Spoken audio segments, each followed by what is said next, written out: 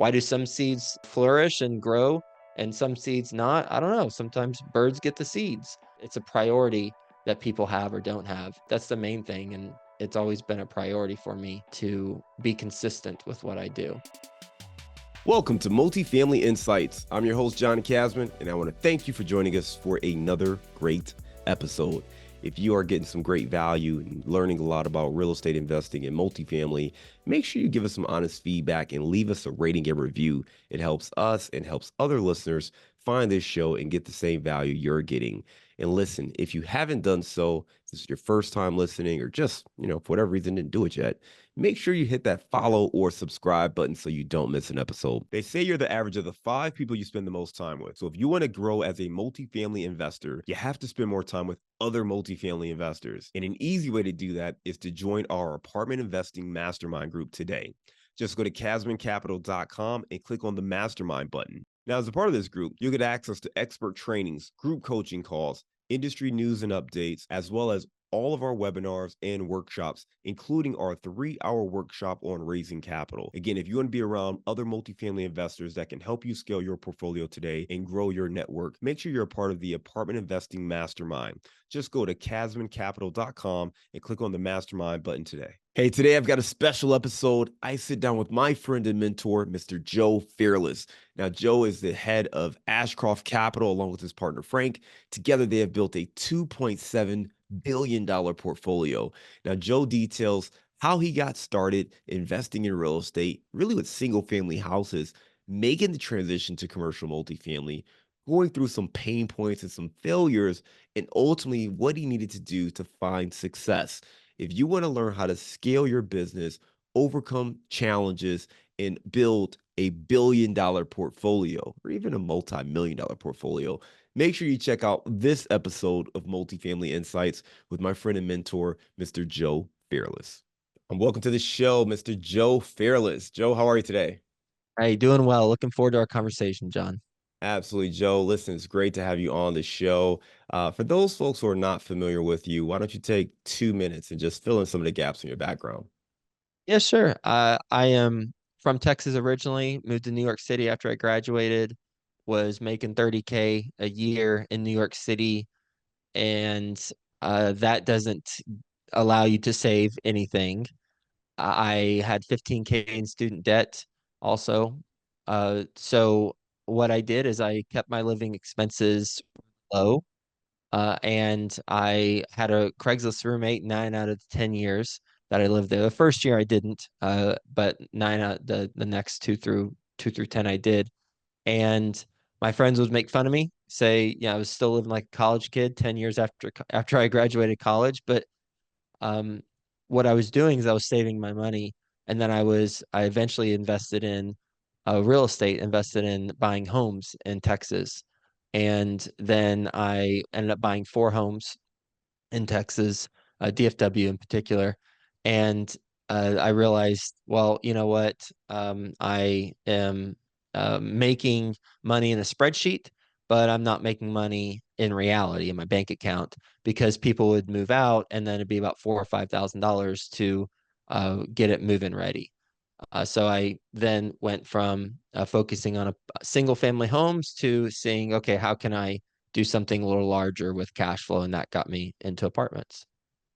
I love it. So here you are today. You are at what, $2.7 billion in a portfolio. So you've had a lot of success there.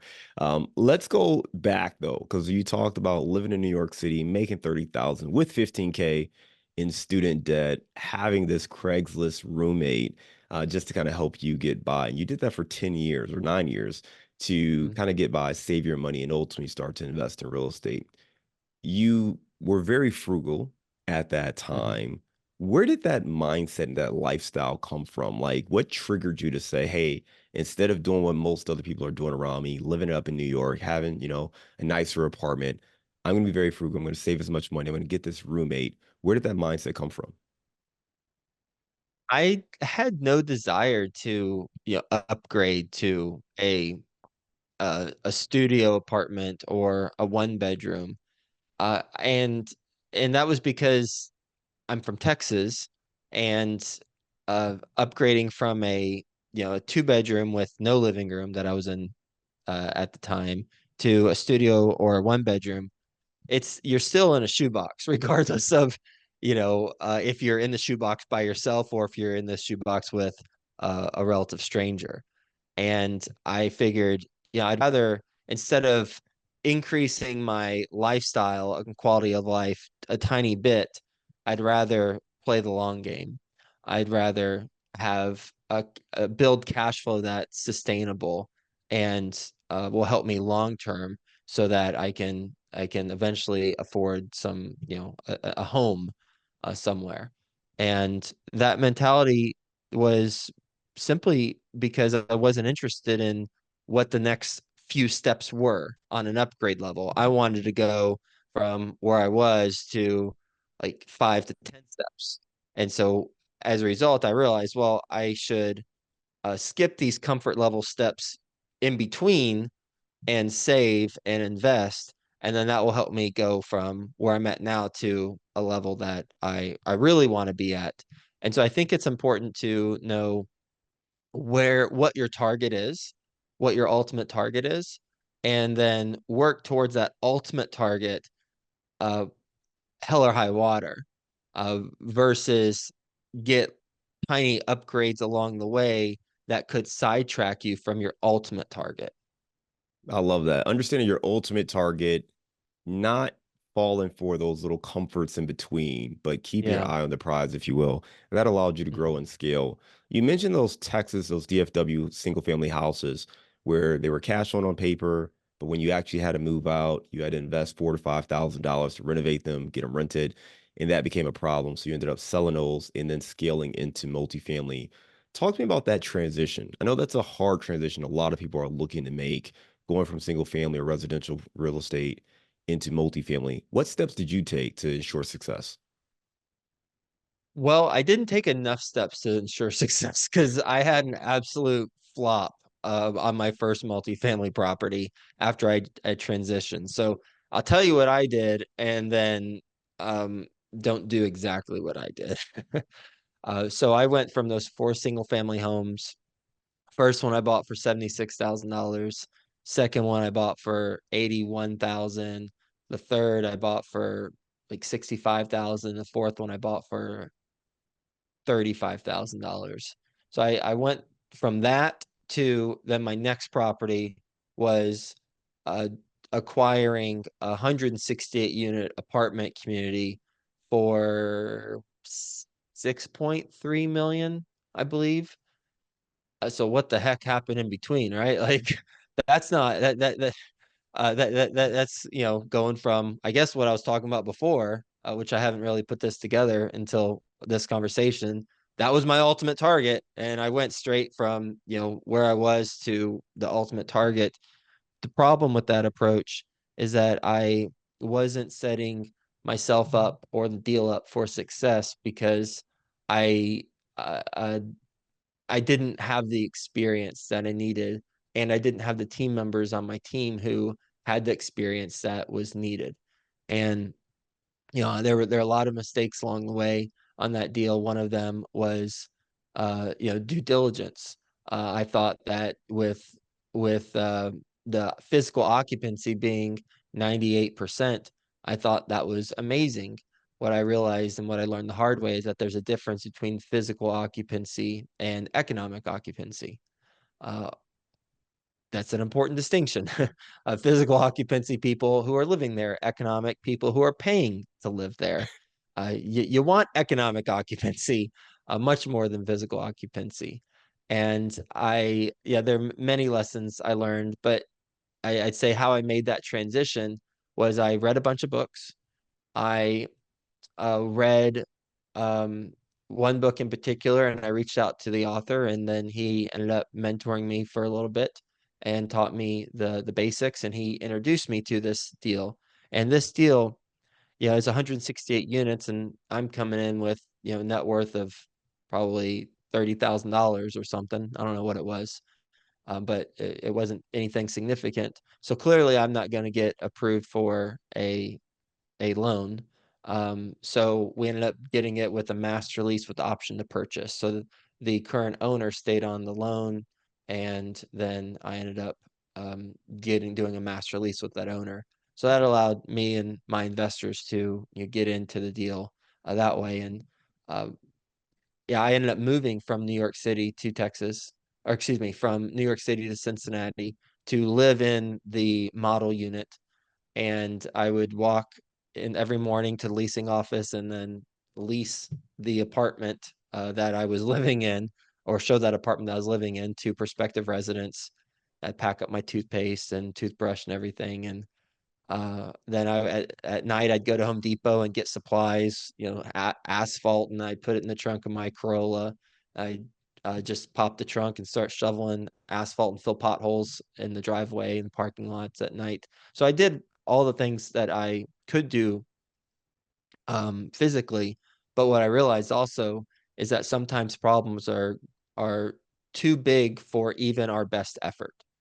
And we've got to identify either other paths to solve the problems besides simply our roll up the sleeves hard work, um, or we've got to realize when we need to, cut our losses and move on, and then use that as a lesson. And so that property lost money.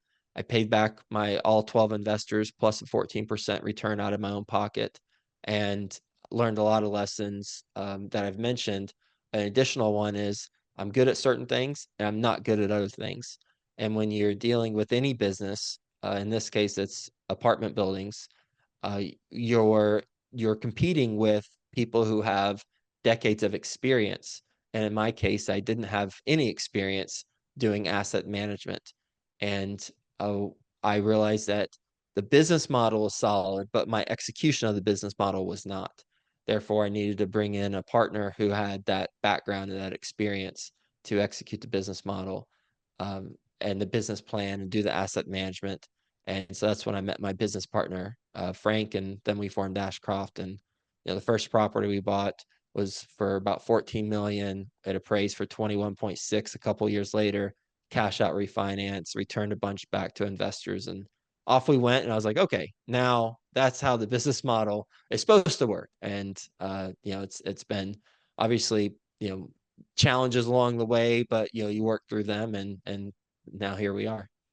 Joe, I love it, man. You gave a lot of information. Let's take it back though. So those four houses, you bought them for all less than $100,000. One is low Yeah. as 30 some thousand, right? So you buy these Hmm. four houses, less than 100K. The next deal you do is a $6.3 million, Yeah. 168 unit apartment complex.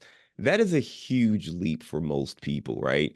But you figured it out and you did some things right, as you said. One, you got a mentor, you educated yourself, you read some books, you reached out to one of those authors, got a mentor. You got some basic information, maybe missed out on some other details that you could have had, and you recognize where you messed up, right? That due diligence process, the asset management, you didn't have that background or that experience. So those were the things that you didn't do well, but you did a lot of things correct. And the thing that really jumps out to me is you learn from those mistakes. I think too Hmm. often people they face hardships or they have a failure, and I think it's fair to say that deal didn't pan out, but that doesn't mean you stopped. You learned from that lesson, stepped back and said, okay, I need someone who has this experience as an asset manager. Let me find that individual. You had that partner. The next deal you did was also a large deal, $14 million, but it appraised to 21 million a couple years later. So there's a lot of lessons there. I Hmm. know, Joe, obviously I've had the pleasure of working with you and being mentored by you and working together in different capacities. I know you also work with a ton of people, both from coaching standpoint over the years to LP investors to yourself being an LP investor and working with other operators. A lot of people want to have that second story, where I buy that $14 million property and make it worth 21 million. And they do not want that first one where, you lose investor money and you have to figure out a way to repay them over time. Talk to us about the mentality and the difference between those people who find success and those people who never see the success that they're looking for. It has to do with what we prioritize in our life, and how much of a priority is it to achieve what we're seeking. And um, so it was the priority for me to persevere. I didn't want to go back to the advertising industry, and be someone, coming back with my tail between my legs. Okay, that didn't work out. Now I got to do this. It just wasn't an option. And, personal development is a major, major foundation for who I am. Tony Robbins, Zig Ziglar, Les Brown, um, Jim Rohn, Tony Robbins' teacher. Those are all people who um, I follow and I study. And I was applying their techniques um, actively, and I still do. I actively in my life, having incantations and just going on runs and repeating things in my head. All I need is within me now. And and being grateful for things in my life that have happened, being grateful for my things in life that haven't happened, but I want them to happen. And and having the right mindset is what helped me persevere, uh, coupled with it being a number one priority for me. Um, we have, like, I'm reading, I'm late to the party. I recognize that, but I'm reading David Goggins' Can't Hurt Me book right now. And I started it like 3 days ago, and I'm already a third of the way through at least. I stayed up last night reading it. And he talks about, and again, I'm only third of the way through, but he talks about how we've got the second wind in us. Um, the second wind in us. It's just we've got to tap into it whenever we are in a lull and after we've been starting to break down. And it's some people tap into it or some people don't, and they don't elevate. But if you do tap into it, you can go even a higher level than you were before you started, getting broken down or things were challenging. And I see it, yeah, I see it with people I work with. I see it with, people who have podcasts. They start a podcast, they don't finish, 10 episodes before it goes to the podcast graveyard.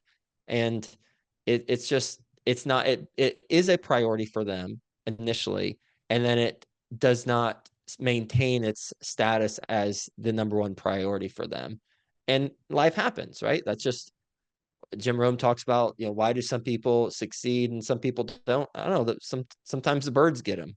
Just like sometimes the seeds, why do some seeds, flourish and grow and some seeds not? I don't know. Sometimes birds get the seeds. And it's just, but it's a priority that people have or don't have. Um, that's the main thing, and it's always been a priority for me to be consistent with what I do. You mentioned that word consistent, and I would say for me, that's been the one thing that I always, admire about what you do. You are someone who has been very consistent from the podcast, the longest running daily real estate podcast to your daily routines.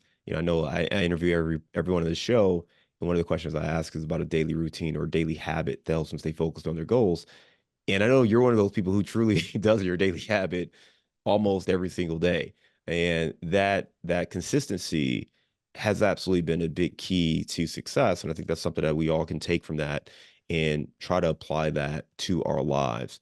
Talk about resiliency, because it's not, I want to say easy, but it's one thing to be consistent when you're getting the results or things are going in your favor. But when you face those hardships, particularly for you early on when you were facing that resistance, talk to me about what it takes to be mentally tough and resilient when you're not seeing the results. Well, I think we've got to have compelling vision for where we're headed. I remember going to, the when the property was under contract and we sold for a long period of time. First owner backed out after dragging it out a long time, and then first buyer backed out after a while. So I wasn't living in the model unit then when the property's under contract. So I stayed at the Days Inn in Sharonville is the cheapest hotel in, I think, Cincinnati is like 20 some dollars. And there's one in Anderson too that was really inexpensive. It wasn't the Days Inn. But I remember, staying there in just this dump, and um, and it was expensive for me at the time because I had virtually no sorts of money coming in, and my savings was um, all dwindling, if not gone, and credit card debt and all sorts of stuff. And I knew that though. I knew that the business model of buying apartment buildings, improving them, and then selling them was solid. It was just how I executed it. So I had the compelling vision of, okay, um, this it can be successful. It's just this way I did it wasn't. And anytime we go through challenges when we're knocked down, or something's not going right, it's important that we have a compelling vision for where we're headed. Because when we have that compelling vision, then we can make really good decisions during the moment of challenging times. I remember thinking, well, what would a billionaire do here? Billionaire would sell this deal because it just doesn't make sense, and they don't want to lose money on a deal. Even though they have lots of money, they're not gonna spend more time on something that hasn't performed. So they would sell a deal, they would rip the band-aid off, and they would move on and learn, take those lessons. So I think having the compelling vision is a really important part of it. I love it. Let's transition, right? So you mentioned the thing that you were missing was that person with more experience in the asset management side. You and Frank get together, launch Ashcroft Capital. To date, you've invested over $2.7 billion worth of real estate. Talk to me about kind of how you were able to build that business, the key milestones, maybe the key challenges that you had to overcome. And then talk to me more about kind of where the company sits today. Lots of challenges along the way and lots of milestones. I'd say the first deal is the first milestone. The second deal is the first challenge. The second deal was in an area called Greens Point in Houston, but locals call it Guns Point. And it was Sounds promising. yes, yes. Lesson learned. Really, we focus on our markets and the submarkets, um, and we wouldn't buy in that area, and again, that type of area again. But we grew NOI, and we were able to sell for a pretty good profit for our investors. But one of the additional lessons learned on that second deal was we had projected a refinance on that property and the return projections to our investors, and we projected the refinance after year two. And over the course of the first 2 years, we had two hurricanes and one fire. Two hurricanes, they didn't directly hit the property or the area, but they hit other areas of Houston, and that made the area have a labor shortage for renovation. So we were behind schedule on renovations, and the fire. Fortunately, no one was injured, but it literally, like cliche as it sounds, someone left a candle burning, and then burned down the building. One of the buildings, I think there were 8 or 12 units. Again, no one was injured. For most importantly, um, but what I learned from that is, well, we don't want to set expectations for refinance proceeds after year two on any deal moving forward, because things can happen when you're dealing with 150 plus people, or families in a concentrated area. Things can take place that are unexpected. And so that was was a challenge and a milestone on the second deal.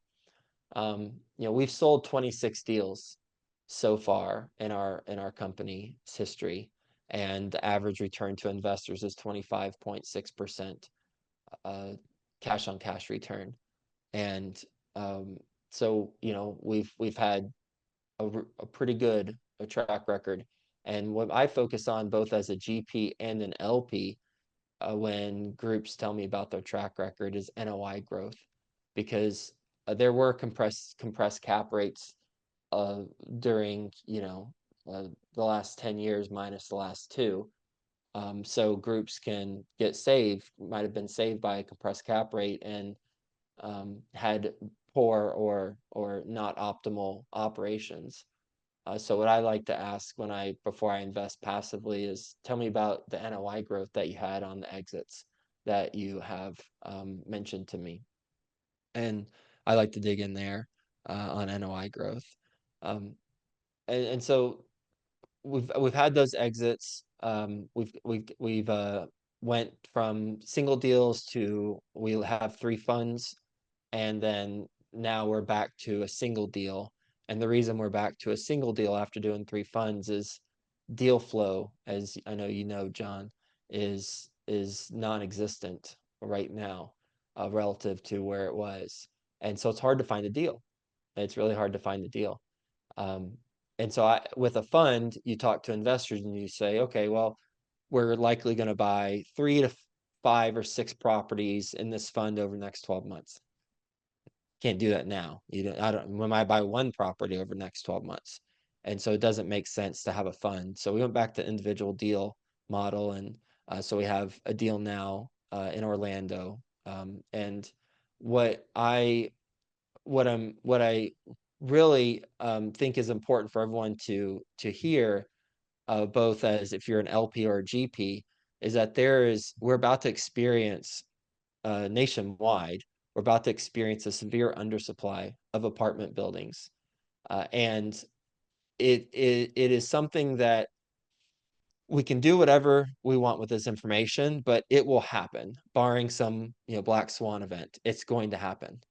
And so we're going to, what we're seeing right now, and it's the data is there. What we're seeing is that since the year 2000, on average, for a full calendar year, 217,000 apartments are built. So since the year 2000, on average, 217,000 apartments are built. Well, just this year, the first half of this year, 284,000 apartments were completed or built.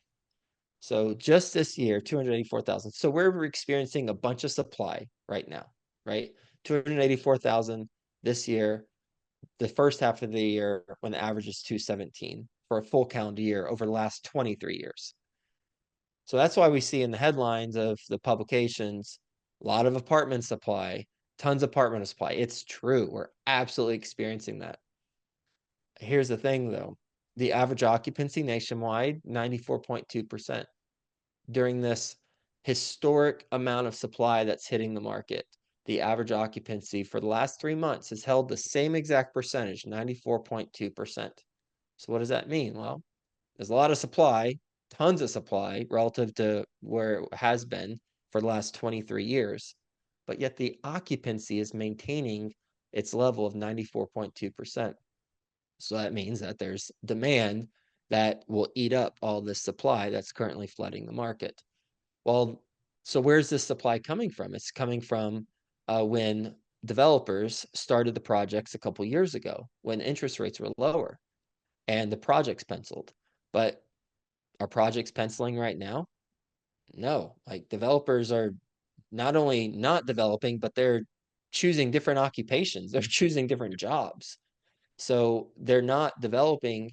And so when will we see that not developing thing present itself in the market? In about 12 months, 12 to 18 months, because all the supply will be absorbed that's currently in the market and already is being absorbed. And then in about 12 months, there's going to be a lot of demand and very little supply.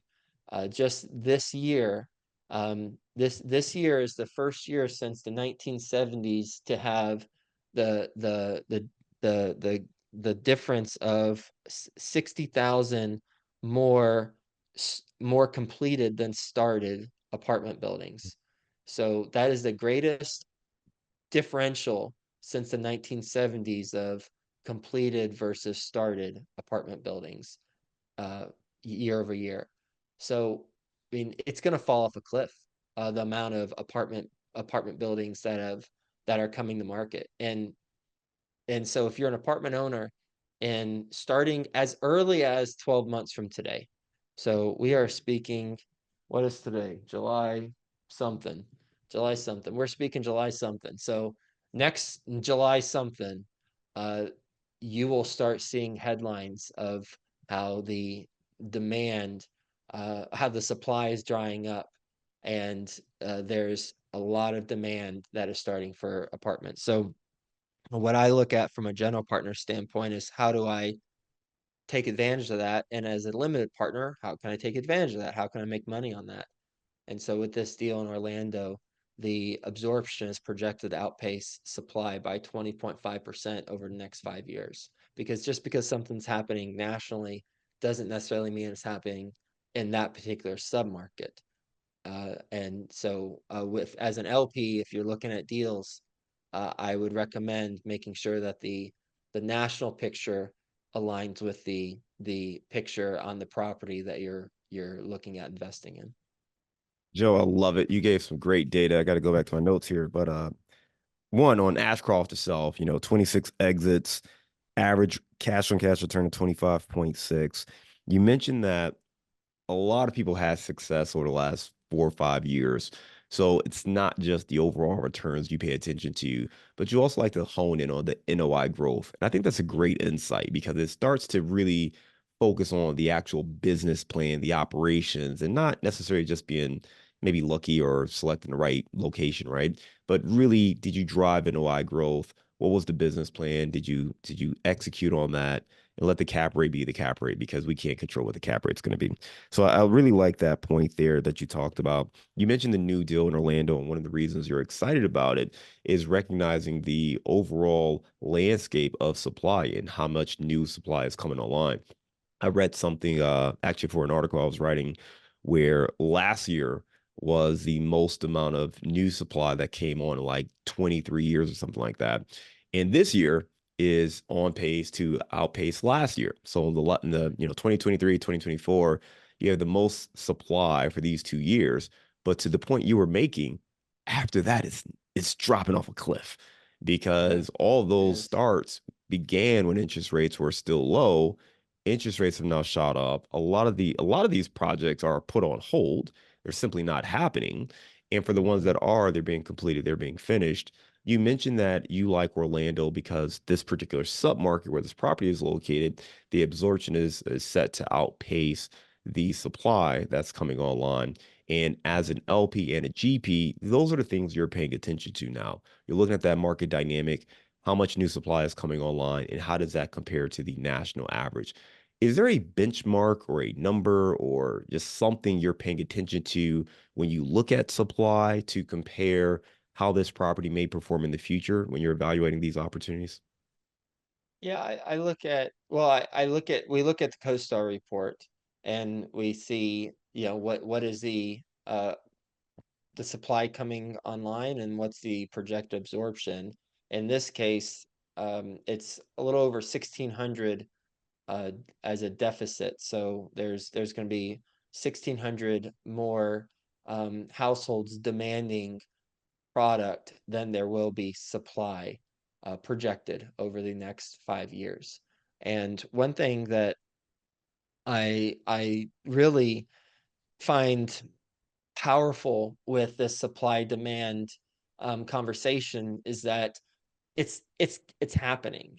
It's not like we're projecting it, because again, barring some weird event that takes place, because there could be something that shakes up, affordability with housing, or um, you know, you know, maybe there's a way to snap your fingers and get a permit and build a 300 unit property in 12 months that we don't know about now. But barring some weird thing, we see it coming, because if you're developing, you have to get a permit, and that is public information, and it takes 18 to 24 months from permit to stabilization depending on the project. So it's not like, hey, what are the interest rates going to be 12 months from now? I don't know. But what is the supply demand going to look like? Well, we know what the supply is going to look like, and we can see what historical numbers that the demand will be based on household formations and other aspects of data that we look at. So um, that's that's that's what we look at from the projection standpoint. But then also we look at, okay, how is the property performing, and how what's the marketability of that property in that submarket relative to the competition? Because you can have a lot of demand for housing, but if you don't have the right product, then it's going to fall on deaf ears. Like, you've got to have the right product for the demand that, the people demanding are seeking. And so in this case, our properties over 90% occupied that we're going to be buying. And what's interesting, I'm a value add investor, and what I find fascinating about this property, it was built in 2021. So on the surface, we might think, what? There's not much value you can add to a 2021 property. Hold on a second. There is. Hold on. Actually, the reason why I like this deal is because of the value add component, because it is in my opinion, a way that we are doing value add in a much lower risk way than a typical value add. And a typical value add is you invest $5,000, $10,000, $12,000 a unit, renovate, make it a better living experience for the resident, and the rent increases as a result of that. Well, there's challenges that can go into that renovation process, right? All sorts of challenges. Anyone who's fixed and flipped a single family house will know what type of challenges you can get into when you renovate a unit. So there's challenges there, but in our model with this 2021 property, we are increasing the rent, but we're increasing the rent and doing just a tech package, just adding some technology to the unit. And the reason why we're able to get the significant rent bumps that we're projecting we'll get is because we're doing what's called a mark-to-market rent value add approach. What that means is, well, the market is at a certain level. We are below that level currently, so we're simply going to mark our rents to the level that the market's at. And so why is that opportunity there? Why don't we do that on all the other properties instead of renovations? Well, we don't need to renovate to get to that level, because this property has been competing with, surprise, surprise, 3 new construction properties. We talked about all the supply coming online. This property's been competing with 3 new construction properties. As a result, this property has had lower rents because they've competing with concessions from these new construction properties. And now those new construction properties, thankfully, are now on average 70% occupied. So the battle has been largely fought already with us not in the picture, and we're going to take it from until they get from 70% to 95%, and then once they get to that level, which the market is allowing them to because of all the demand, then we're going to simply increase our rents to the market level without needing to do any renovations. And that is a beautiful value add deal, because it's removing the risk factor of swinging the hammer and doing the major renovations that are typically involved with the value add deal. Joe, I love that strategy. It's a great opportunity, a great way to think about the business. And to play it back for those who may have missed some of it, what you're talking about is you're buying a newer asset, an asset constructed just a couple of years ago. But instead of going in and doing renovations, you're really looking at the operations. And the rents are a little low to the market today because they've been competing with new construction. And I was actually going to ask you a question about that, but I think you just got at it. So they've got new construction products. Well, typically when you have new construction, there's that lease up period. During lease up, you have to give some concessions. So those rents aren't exactly to their market. Now they're 70% occupied. They're able to push it a little bit more. But once those new construction properties get to 95% occupancy, they're able to really take their rents all the way up to market. And at that point is when you will go ahead and take your property and push up to market rents as well, add a little technology package, maybe a little other bells and whistles here and there.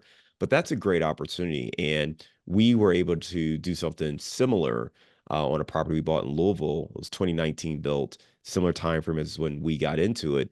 It wasn't a big renovation play. We just felt there was more upside in the rents. And part of that was because when they built it, they gave concessions to get people to move in. And, COVID was happening at that time and nobody knew what was going to happen with rents and all that. So they were more conservative and that created an opportunity. And I think your bigger point here, understanding what's happening with supply, because the threat in that deal is, again, a bunch of newer properties come on board, but we know that they won't be able to compete the same way, particularly since their costs are going to be different than maybe those products that just came on board more recently. So really great information there. If you want to learn more about this deal or any of the other deals that Ashcroft Capital has, you can go to ashcroftcapital.com and learn more. Joe, I got one more question before we go to our round of insights.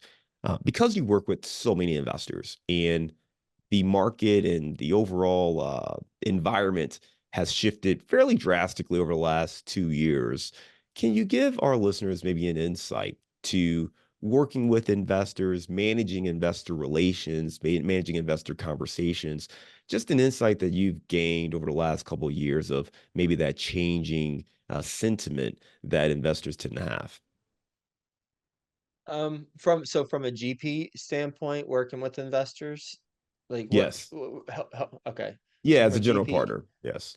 as a general partner, I think the first thing is to listen, to what to listen and learn from the investor, like what direction do they want to take the conversation, and then ask questions and answer questions. I think so. Be of service to the investor. A lot of times I um, see operators wanting to push a certain agenda onto LPs, and one, that's a bad move because it's less likely they'll invest with you. But two, you're not, the LP is going to come away not getting what ultimately they want out of the conversation. So I think GPs should talk less, listen more, and ask more questions. I love it. That's great insight there. And it's works in all times, in good times and Yeah, troublesome true. times. But, especially when things are a little rocky, just simply asking more questions and listening as opposed Hmm. to maybe being defensive and trying to sell a certain narrative. That's really good Yep. feedback there. All right, Joe. Again, you want to learn more about Joe, go to ashcroftcapital.com. Right now, we're going to go to a round of insights. Joe, give me a failure or an apparent failure that set you up for later success. We'll go with that first deal Makes sense. that I talked about earlier. Yep. Give me a digital or mobile resource you recommend for your business. Uh, I would say, um, I would say my mobile resource recommend for business. I like Boomerang. It's an app in Gmail that I can send an email out, but then send it at a certain period of time. So that if someone's replying, if I want to reply and address it, but I don't want it to get back to like email ping pong, I can just set a time for when I actually send that out. Love that. Boomerang it is. Give me the book you've recommended or gifted the most in the last year. Wealthy Gardener. Hmm. What stood out on that book? Um, what's it? What? What stood out to Uh, you about that book? oh, what stood out? Um, it's a lot. The way it's structured is um really easy to read and good to take away insights from. So it's a story format where half of each chapter is about a story, and then the other half of the chapter is about the actual author and his life and how he applied what the story's talking about. So it's actually a story all the way through, broken out into chapters. Of each chapter is a lesson, and it's, you know, fiction and nonfiction within each chapter. It's a fun read. All right, well, check that one out. All right, give me a daily habit that helps you stay focused on your goals. Well, I think it starts with the body, and liter of water with a scoop of wheatgrass every morning. There you go. Been doing Which that is for consistent. 10 years. We've Yeah. had you on twice before, and you mentioned that before. So again, talk about that consistency. There you go. All Yeah. right, I Joe. mean, the first thing in the morning, it hydrates, wakes me up. I don't do caffeine, don't do coffee or anything, and it's a great start to the day that helps me with my business and everything else. Give me your number one insight for scaling a business. Mm,